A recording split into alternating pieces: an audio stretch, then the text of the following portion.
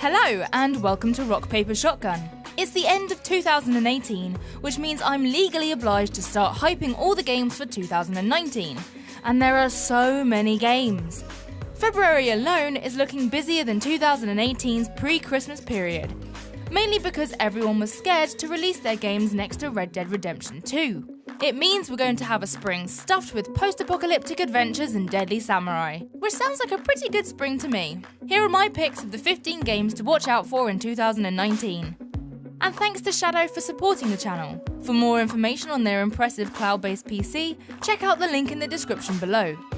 Oh, and if you enjoy this video as it goes along, do subscribe to Rock Paper Shotgun, but only if you're enjoying it. That way you can follow all these games as we cover them through the year.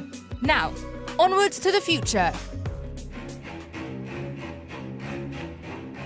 If Fallout 76 has left you with the bitter taste of mole rat steaks and mediocrity, you can wash it away with a swig of Metro Exodus.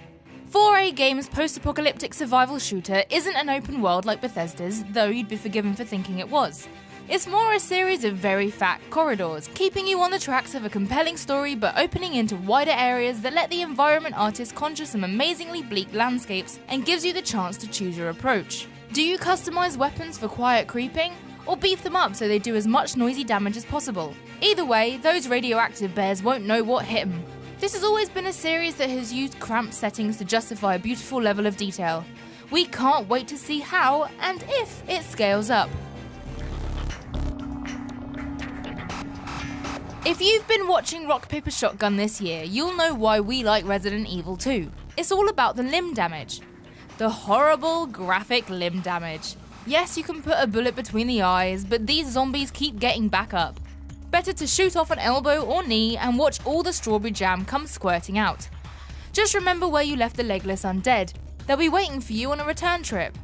Okay, there are loads more reasons to be excited for this gorgeous remake of the 1998 classic.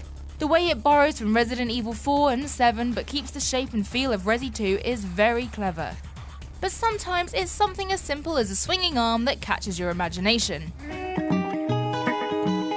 If Bethesda aren't scratching your Fallout itch these days, you'll be all over the Outer Worlds. Headed up by Fallout 1 and 2's original designers Tim Kaine and Leonard Boyarsky.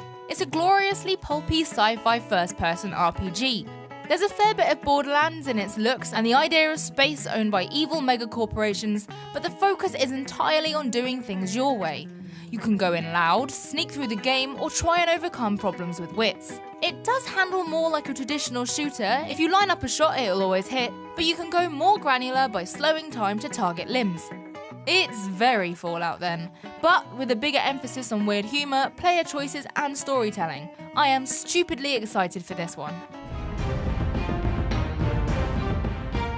Fellow RPS word person Brendy calls Sekiro jumpy Dark Souls, and he's not wrong.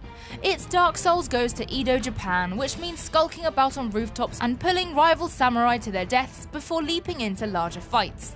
Combat is faster than From Software's previous outings, with a focus on quick killing blows after clashing swords in the right way. I'm not exactly sure what that right way is. We spent most of the demo being gutted by an 8-foot warrior with a blade bigger than we are. Whisking up to safety with a grappling hook, let us ponder where we went wrong and drink in the stunning Japanese architecture. We hope we'll be brave enough to come down from there when the game releases in March. One of my New Year's resolutions for 2019 is to punch off more demon heads, and Doom Eternal looks like it will fulfill that goal in about a minute of play. It's more of what made 2016's Doom fabulous. More demons, some borrowed and revamped from Doom 2, new weapons and new gadgets. You have a grappling hook this time, which should take the already quick-flowing combat and stick it on fast forward. And while you still can't talk to the monsters, you can become them, with a new invasion mode that lets you jump into a friend's game as the legions of Hellspawn trying to bring them down. In this age of never-ending battle royale, it's awesome to see Doom stick to its guns. And they are very big guns. We've seen Control in a hands-off demo, and it took every ounce of our own control not to try and play the demo by force. It's third-person action with a surreal supernatural twist as you explore the Federal Bureau of Control with a gun that shapeshifts in your hand. There are strange floating bodies on the ceiling, and one of your colleagues can't stop staring at a fridge. I've always thought of Remedy as gaming's answer to genre filmmakers. From the noir of Max Payne to Alan Wake's pulpy Stephen King flavour, this is David Lynch meets the X-Files, and I can't wait to get lost in its confusing corridors. Far Cry New Dawn is another post-apocalyptic shooter helping us get over Fallout 76, but this one will also help us get over the ending of Far Cry 5, which rubbed us up the wrong way with its bleak nuclear payload. This spin-off takes the nuke as its inspiration, dropping us back in Hope County 17 years later. What's changed? Well, weapons are cobbled together with a greater degree of customization, you get a wild boar sidekick named Horatio, and can expect to meet relatives of the companions you met in Far Cry 5. You can also hop in a helicopter to visit self-contained missions in areas dotted around post-nuke America, just in case you get tired of Montana's scorched plains. This looks fun.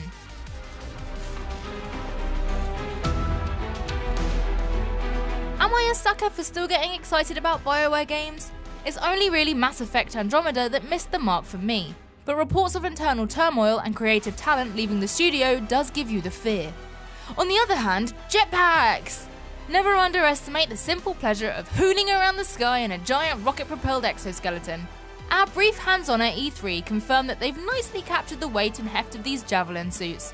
The big question is whether BioWare have found interesting work for us to do in the suits.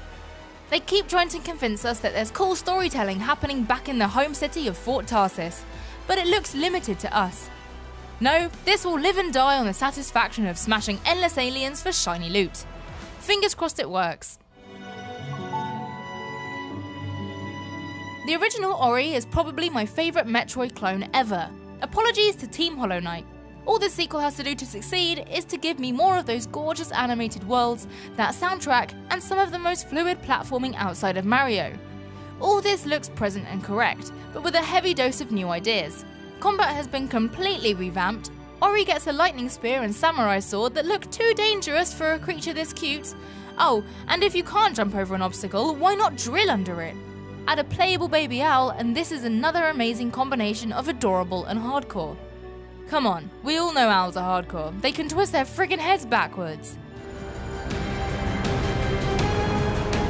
Total War Does Romance of the Three Kingdoms is a fascinating pitch. The Chinese novel is where history clashes with legend, retelling a century of military turmoil through the big personalities involved. It's almost like the Marvel Cinematic Universe of its time, reframing historical figures as legendary warriors. The game takes all this in with a big focus on these superstar generals of the battlefield. They're able to charge through entire platoons and enter one-on-one duels with other generals. Away from the battle, you then have to diplomatically balance all these fiery personalities, or maybe pay the price in future fights. Or you can ignore all that and play in classic mode. But come on, who doesn't want to fight as a mystic warrior of legend? The reveal of a Desperados revival was one of the best surprises of 2018. Even better because it's being handled by Me, who made the amazing Shadow Tactics. This sees them apply their real-time tactics brain to the slightly creaky cowboy classic, and the resulting game is looking great. Levels now have big social areas where you are free to walk about and sniff out opportunities to reach your targets, before breaking into hostile areas where it becomes about the view cones and carefully hiding bodies.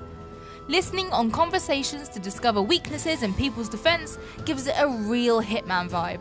Matthew loved the demo he saw. Click the on-screen link to find out loads more. Okay, my fellow RPS vid bud Matthew forced me to include this one as he's a huge Ace Attorney dweeb. It's a PC port of the original trilogy, first seen on the Game Boy Advance, but looking slightly swishier here with an HD do-over that Capcom first put together for the iOS version. You play as a defense attorney with pointy hair and an even pointier finger, which you use to accuse people of lying in a series of twisted court cases. It's basically like watching an amazing legal anime drama, but with odd bits of logical deduction to keep your brain engaged. Very strange, very shouty, I can see why Matthew likes it.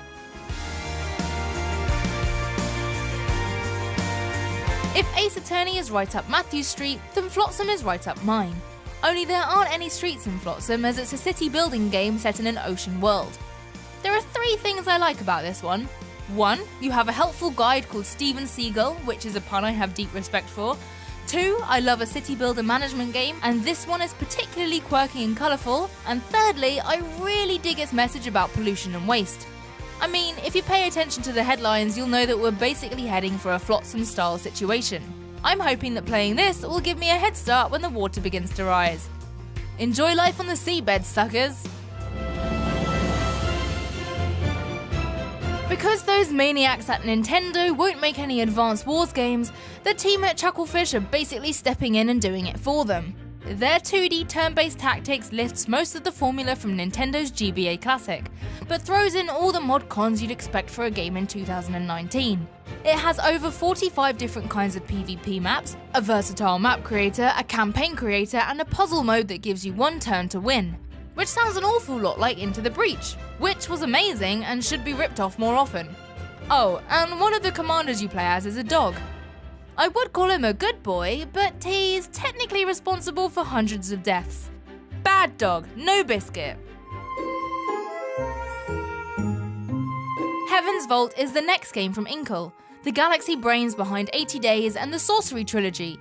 This one is about an archaeologist trying to make sense of an alien ruin by deciphering the language carved into its buildings. I think this is going to do for translation what Return of the Obra Dinn did for nautical insurance claims. And there's a quote to stick on the box. It's all about drawing out a symbol's meaning from its location and then watching a linguistic domino effect as it changes how you read other messages in the world around you.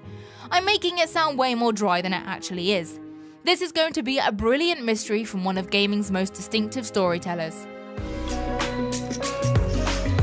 Those are just a few of the hundreds of interesting games on the horizon. It was a bit of a nightmare whittling them down. I'd love to hear your personal picks for the year, so definitely put them in the comments. Then we'll do our very best to make sure we cover them in detail as the year unfolds. And thanks again to Shadow for sponsoring this RPS video. Shadow is a high-end, cloud-based computer available on any internet-enabled device. Just like any Windows 10 PC, you can use it to work, play, or browse. It has the specs to handle any game and comes with an integrated fiber connection, perfect for downloading any game or uploading a video at the speed of light. For more info on Shadow and a discount for RPS viewers, click the link in the description. I hope you found this video useful. I know it's dumb to get sucked into the hype cycle, but it's nice to have something to look forward to, right? I really hope you'll join us in 2019 to cover all these wonderful PC games. We've been having loads of fun on the channel in 2018, and we'd love for you to subscribe and join us for more. Hopefully see you soon. Bye for now.